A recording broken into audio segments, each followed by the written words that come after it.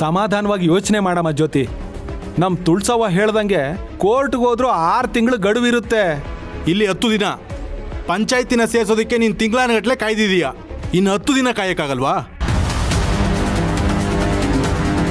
ಮಗಳೇ, ಇವರೆಲ್ಲ ಸೇರ್ಕೊಂಡು ನಿನ್ ತಲೆ ಕೆಡ್ಸಕ್ ನೋಡ್ತಾವ್ರೆ. ನೀನು ಒಪ್ಕೋಬೇಡ. ಅವ್ರು ಹೇಳ್ದಂಗೆ ಕೋರ್ಟಿಗೆ ಹೋದ್ರೂ 6 ತಿಂಗಳು ಕಾಯ್ಬೇಕು. ಅದಕ್ಕಿಂತ 10 ದಿನನೇ ವಾಸಿ.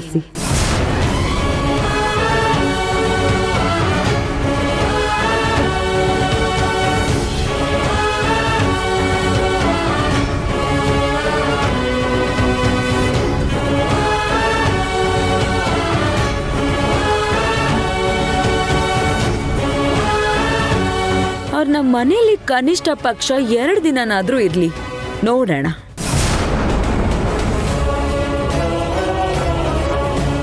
ಈ 10 ದಿನದಲ್ಲಿ ಶಿವಣ್ಣ ಅವರು ಅವ್ರ ತಂಗಿನೇ ಆಗ್ಲಿ, ಅವ್ರ ಕುಟುಂಬದ ಯಾರನ್ನೇ ಆಗ್ಲಿ ನೋಡೋ ಹಾಗಿಲ್ಲ, ಮಾತಾಡ್ಸೋ ಹಾಗಿಲ್ಲ.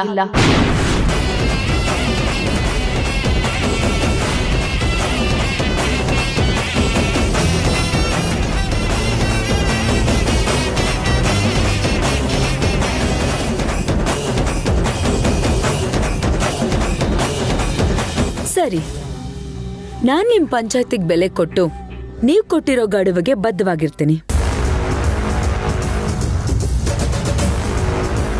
10 ದಿನ ಆದ್ಮೇಲೆ ವಿಚ್ಛೇದನ ಸಿಕ್ಕದಾಗೆ ಅಂತ ನಿಮ್ ಅಧ್ಯಕ್ಷರು ಹೇಳಿದ್ರಲ್ಲ, ಅದಕ್ಕೆ ಒಪ್ಪಿಗೆ ಇದೆಯಾ ಅಂತ ನಿಮ್ ಮಾಜಿ ಅಧ್ಯಕ್ಷರು ಕೇಳಿ.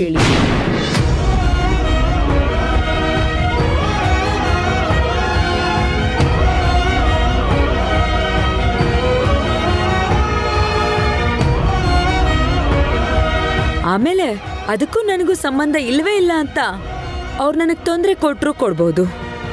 ಸಾಧ್ಯನೇ ಇಲ್ಲ. ಪಂಚಾಯಿತಿ ಅಂದರೆ ದೇವಸ್ಥಾನ. ಅದು ಇವತ್ತು ದೇವಸ್ಥಾನದಲ್ಲೇ ನಡೀತಾ ಇರೋ ಪಂಚಾಯಿತಿ.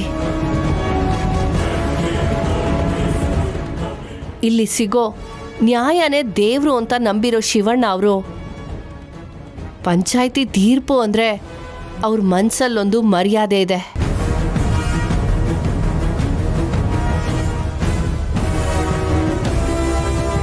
ಈ 10 ದಿನದಲ್ಲಿ ಶಿವಣ್ಣ ಏನಾದರೂ ನಿನ್ನ ಮನಸ್ಸನ್ನು ಗೆಲ್ಲೋದಕ್ಕಾಗಲಿಲ್ಲ ಅಂದರೆ 11ನೇ ದಿನಕ್ಕೆ ನಿನಗೆ ವಿಚ್ಛೇದನ ಸಿಕ್ತು ಅಂತಾನೆ ಅರ್ಥ. ಇದೇ ಈ ಪಂಚಾಯಿತಿ ತೀರ್ಪು.